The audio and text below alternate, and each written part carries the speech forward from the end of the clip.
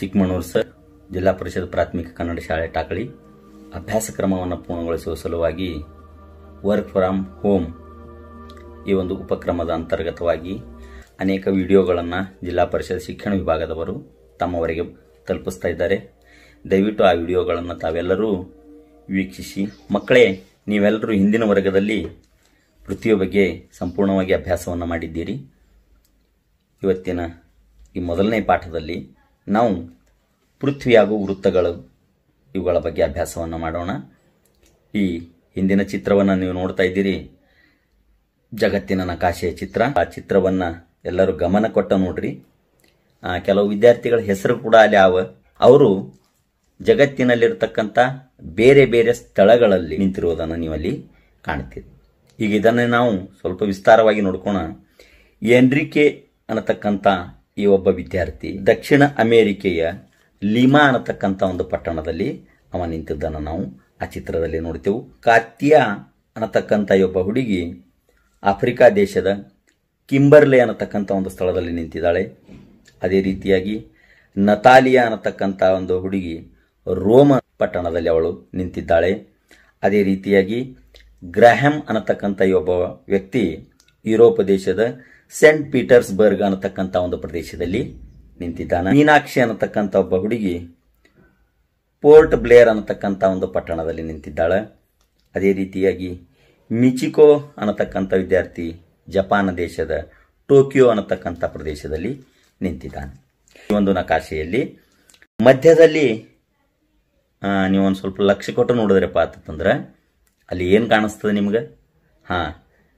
ಭಾರತ ದೇಶದ ಒಂದು ಹೆಮ್ಮೆಯ ಐತಿಹಾಸಿಕ ಸ್ಥಳ ತಾಜ್ ಮಹಲ್ ಅನ್ನು ನೀವು ಅಲ್ಲಿ ನೋಡಬಹುದು.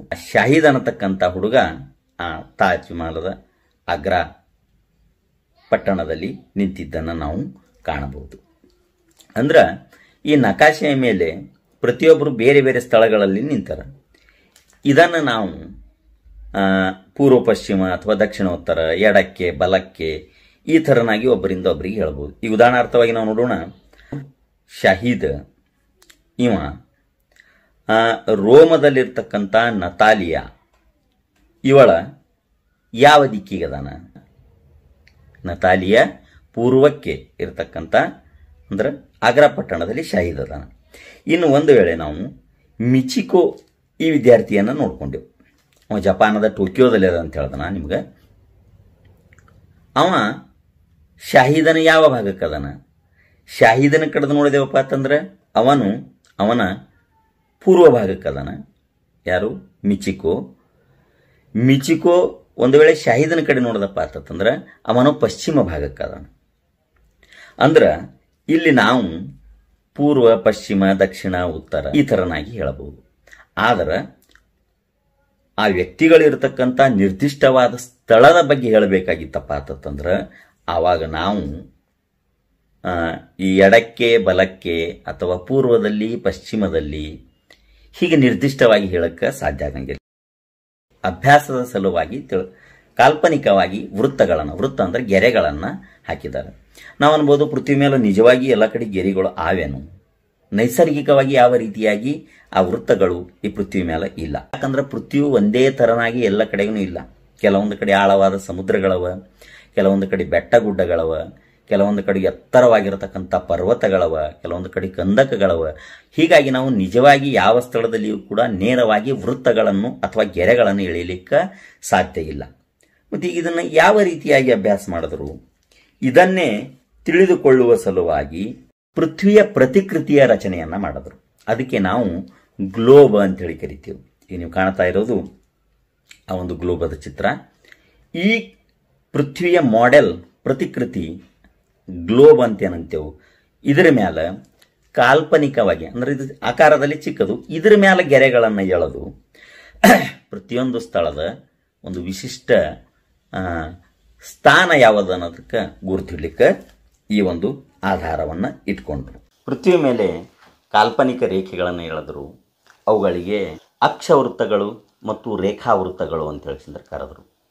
ಅಂದರೆ ಪೃಥ್ವಿಯ ಮೇಲೆ ಪೂರ್ವ ಪಶ್ಚಿಮವಾಗಿ ಮತ್ತು ದಕ್ಷಿಣೋತ್ತರವಾಗಿ ಎಳೆದಂಥ ಈ ಕಾಲ್ಪನಿಕ ರೇಖೆಗಳು ಎರಡು ರೀತಿಯಾಗಿ ಪೃಥ್ವಿಯನ್ನು ತಿಳ್ಕೊಳ್ಳೋ ಸಲುವಾಗಿ ಭಾಗ ಮಾಡ್ಯಾರ. ಉತ್ತರ ಗೋಲಾರ್ಧ ಮತ್ತು ದಕ್ಷಿಣ ಗೋಲಾರ್ಧ, ಆ ಮಧ್ಯದಲ್ಲಿ ಏನು ಭಾಗ ಬರ್ತದೆ ಅಲ್ಲಿ ಎಳೆದಂಥ ಗೆರೆಗಳಿಗೆ ವಿಷವೃತ್ತ, ಅದೇ ರೀತಿಯಾಗಿ ಇಲ್ಲಿ ಕರ್ಕವೃತ್ತ, ಮಕರ ವೃತ್ತಗಳನ್ನು ಕೂಡ ಈ ಕಾಲ್ಪನಿಕ ರೇಖೆಗಳನ್ನು ಎಳೆದಾರ.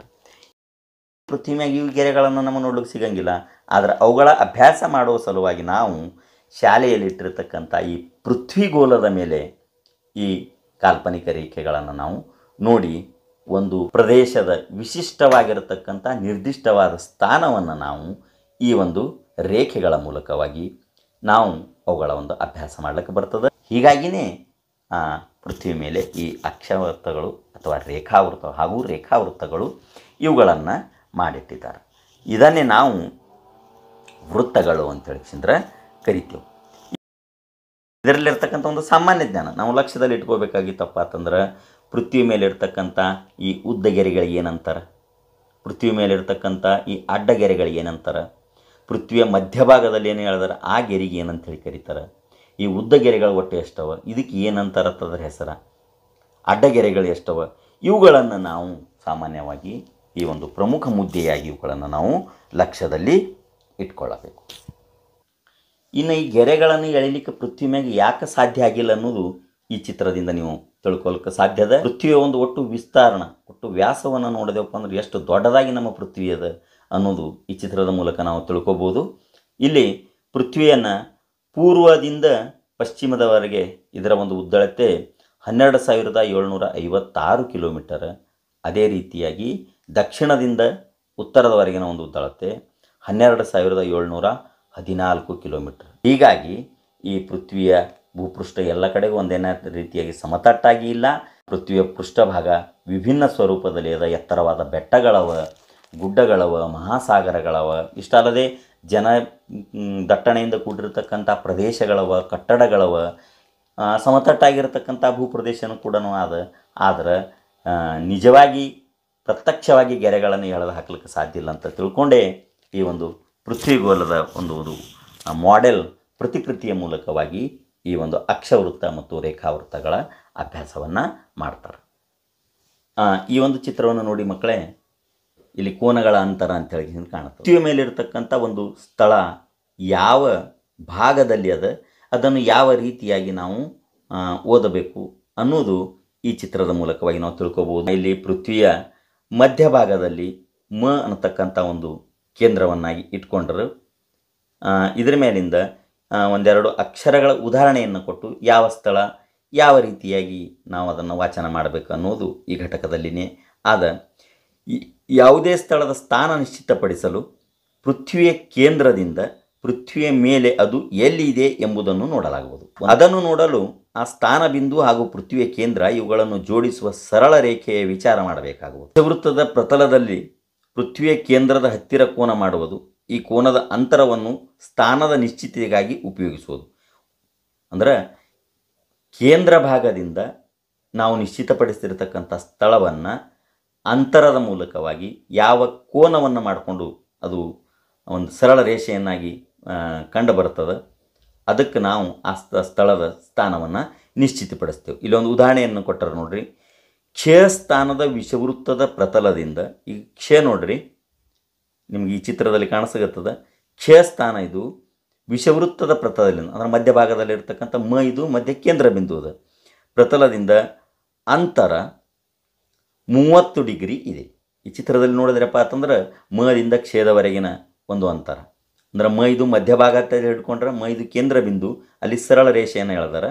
ಅಲ್ಲಿಂದ ಕ್ಷೇದವರೆಗಿನ ಆ ಒಂದು ಸ್ಥಳದ ರೇಷೆಯನ್ನು ತಂದು ಮಕ್ಕೆ ಜೋಡಿಸಲಾಗಿ ಅಲ್ಲಿ ನಮಗೆ 30 ಡಿಗ್ರಿ ಅಂಶದ ಒಂದು ಕೋನ ತಯಾರಾಗ್ತದೆ. ಅದೇ ರೀತಿಯಾಗಿ ನೀವು ಕೆಳಗೆ ಇನ್ನೊಂದು ನೋಡಿದ್ರಿ, ಯ ಅನ್ನತಕ್ಕಂಥ ಒಂದು ಪ್ರದೇಶದ ಉದಾಹರಣೆಯನ್ನು ಕೊಟ್ಟರೆ ದಕ್ಷಿಣ ಭಾಗದಲ್ಲಿ ಕೆಳಗಿನ ಬಾಜು ಅದು ನೋಡ್ರಿ. ಮ ಇದೇ ಮಧ್ಯ ಬಿಂದುವನ್ನು ಇಟ್ಕೊಂಡು ಆ ಸಮಾಂತರವಾಗಿರತಕ್ಕಂಥ ವಿಷವೃತ್ತಕ್ಕೆ ಅದೇ ಪ್ರತಲಕ್ಕೆ ಸಮಾಂತರ ರೇಷೆಯಾಗಿ ತಿಳ್ಕೊಂಡು ಅದರ ಒಂದು ಅಳತೆಯನ್ನು ಮಾಡಲಾಗಿ ಅದು 60 ಅಂಶದ ಕೋನವನ್ನು ಮಾಡ್ತದೆ. ಹೀಗೆ ಉತ್ತರ ಗೋಲಾರ್ಧದಲ್ಲಿ 30 ಡಿಗ್ರಿ ಕೋನದ ಸ್ಥಳದಲ್ಲಿ ಕ್ಷ ಇದ್ದರೆ ದಕ್ಷಿಣದಲ್ಲಿ ತೋರಿಸತಕ್ಕಂಥ ಯ ಈ ಸ್ಥಾನ 60 ಅಂಶದ ಕೋನದನ್ನು ಸ್ಥಳದಲ್ಲಿ ಆದ ಅಂತ. ಅಂದರೆ ಈ ರೀತಿಯಾಗಿ ನಾವು ಆ ಒಂದು ಪ್ರದೇಶವನ್ನು ನಿರ್ದಿಷ್ಟವಾಗಿ ಯಾವ ಸ್ಥಳದಲ್ಲಿ ಆದ ಅನ್ನೋದು ಈ ಒಂದು ಅಳತೆಯ ಮೂಲಕವಾಗಿ ನಮ್ಗೆ ತಿಳ್ಕೊಳ್ಕೆ ಬರ್ತದೆ. ಹಾಗಾದರೆ ಮಕ್ಕಳೇ, ತಮಗೆಲ್ಲ ಅರ್ಥ ಆಗಿರಬೇಕು ಈ ಪೃಥ್ವಿಯ ಮೇಲೆ ಕಾಲ್ಪನಿಕ ರೇಷೆಗಳನ್ನು ಯಾಕೆ ಎಳೆದ್ರು, ನಿಜವಾಗಿ ಪೃಥ್ವಿ ಮೇಲೆ ಗೆರೆಗಳು ಆವೇನು, ಇದನ್ನು ಅರ್ಥ ಮಾಡ್ಕೊಳ್ಳೋ ಸಲುವಾಗಿ ನಾವು ಯಾಕೆ ಪೃಥ್ವಿ ಗೋಲ ಅಥವಾ ಗ್ಲೋಬನ್ನು ಉಪಯೋಗ ಮಾಡ್ತೇವೆ ಅನ್ನೋದರ ಒಂದು ಅರ್ಥ ನಿಮಗೆಲ್ಲ ಆಗಿರಬೇಕು. ಇನ್ನು ಉಳಿದ ಘಟಕವನ್ನು ನಾವು ಮುಂದಿನ ಭಾಗದಲ್ಲಿ ನೋಡೋಣ. ಅಲ್ಲಿಯವರೆಗೂ ತಾವೆಲ್ಲರೂ ಸುರಕ್ಷತೆಗೆ ಗಮನ ಕೊಡ್ರಿ. ಈ ಯೂಟ್ಯೂಬ್ ಚಾನಲ್ದಲ್ಲಿ ಬರತಕ್ಕಂಥ ತಮ್ಮ ಅಭ್ಯಾಸಗಳನ್ನು ದಿನನಿತ್ಯ ಮಾಡ್ತಾಯಿರಿ. ಧನ್ಯವಾದ.